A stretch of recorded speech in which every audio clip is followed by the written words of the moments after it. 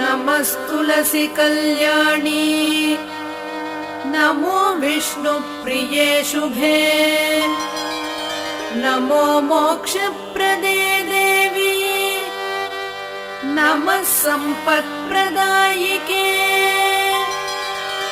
तुलसी पातु मां नित्यम् सर्वपद्भ्योऽपि सर्वदा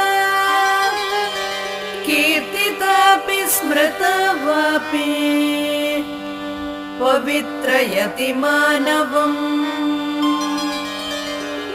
नमामि शिरसा देवीं तुलसीं विलसत्तनुम् यां दृष्ट्वा पापतो मर्त्याः मुच्यन्ते सर्वकिल्बिषात् तुलस्या